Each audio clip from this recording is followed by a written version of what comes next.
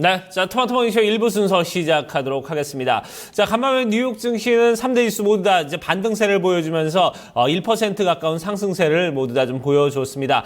출발은 아시아 증시부터 시작이 됐습니다. 어제 뭐 우리나라를 비롯해서 중국, 일본 등 전체적으로 아시아 시장이 상당히 좀 호조를 보였고요.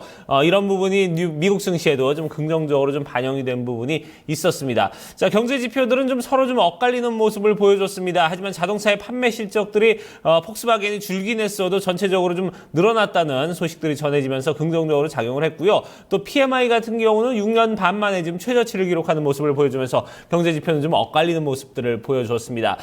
그러면 저희가 미국 현지 연결해서 뉴욕 증시 어떻게 마감이 됐는지 조금 더 자세히 알아보도록 하겠습니다.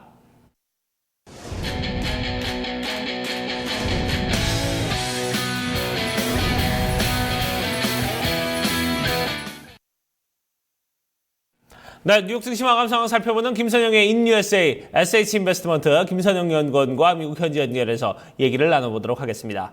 연구원님 안녕하십니까?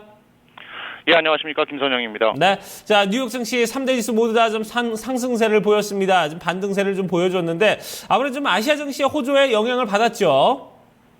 예, 그렇습니다. 오늘 뉴욕 증시 3대 지수가 모두 1% 내외의 강한 오름세로 거래를 마쳤습니다.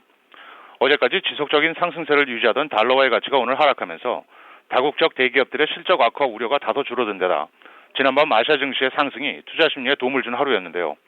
먼저 3, 4분기 일본의 설비 투자가 전년 동기 대비 11.2% 크게 증가했다는 뉴스로 일본 증시가 1.34% 상승해 니케이 지수가 지난 8월 20일 이후 처음으로 2만 선을 회복한 것을 비롯해 정부의 추가 부양책에 대한 기대감으로 중국 증시가 0.3% 반등세를 보였고 홍콩 증시는 1.75% 급등하는 등 아시아 증시의 랠리가 뉴욕 증시에도 영향을 주었습니다.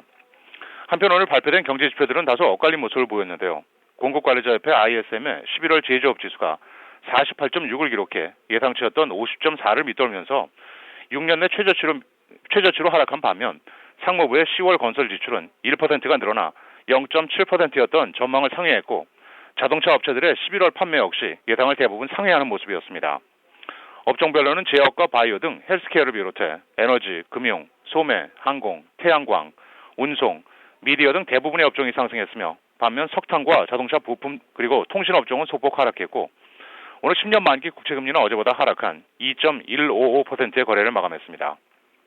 자, 이제 증시 이슈와 특징 종목들도 좀 체크를 해보도록 하겠습니다. 3분기에 이 중국 기업들의 채권 발행 규모가 전년 대비해서 급증하는 모습을 보여줬다고요? 예, 그렇습니다. 중국의 주식시장에 이어 채권시장도 거품 붕괴 가능성이 높다는 분석이 제기되고 있습니다. 중국의 중신증권의 자료에 따르면 부동산 시장 하락으로 자금 조달이 쉽지 않은 부동산 개발 업체들이 채권시장으로 몰리면서 7월 중순부터 10월 중순 사이 3개월간 채권시장에서 자금을 조달한 부동산 업체들의 48곳에 달하며 이들 대부분이 채권시장에서 조달한 자금을 기존 부채를 갚는 데 썼다고 알려지고 있는데요. 3, 4분기 중국 기업들의 총 채권 발행 규모는 작년보다 56%가 급증한 9천억 위안을 넘어선 것으로 나타나고 있습니다. 이에 대해 파이낸셜 타임스는 중국 정부의 채권시장 확대에 적극적으로 개입한 데다 주식시장의 잦은 급락을 피해 비교적 안전하다고 여겨지는 채권시장으로 자금이 몰렸기 때문이라고 분석을 하고 있습니다. 오늘 특징 종목들입니다. 개발 중인 당뇨병 치료제가 임상실험에서 뛰어난 효능을 보였다고 공시한 대형 제약업체 일라이 릴리가 5.4% 급등하면서 오늘 제약업 전반을 끌어올렸습니다.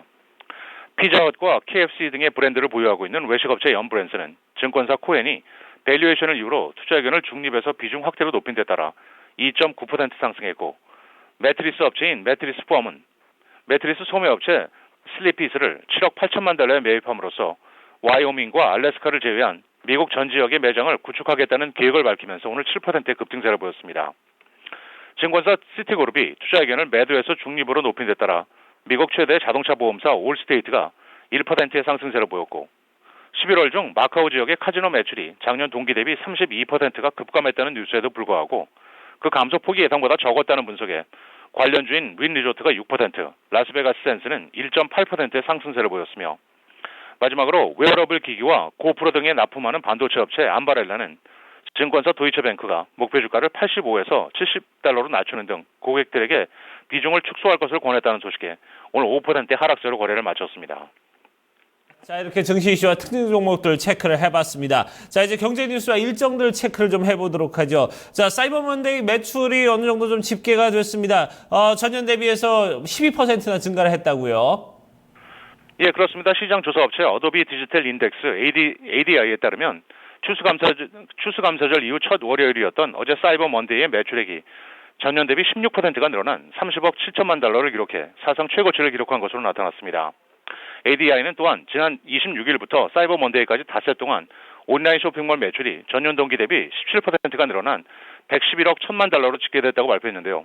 이것은 예상치였던 108만 5천만 달러를 역시 상회한 수치였습니다.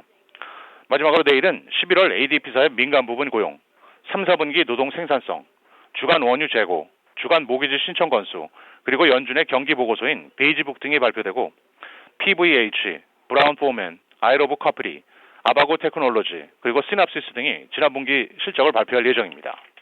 네, 알겠습니다. 오늘도 좋은 말씀 고맙습니다. 예, 고맙습니다. 네, 자 이렇게 해서 뉴욕 증시 마감 상황 살펴봤습니다. 3대 지수 모두 다 좀 1% 가까운 큰 폭으로 좀 올라가는 모습을 보여줬고요. 이틀 만에 좀 반등세를 보여줬던 뉴욕 증시의 모습이었습니다. 자, 그러면 저희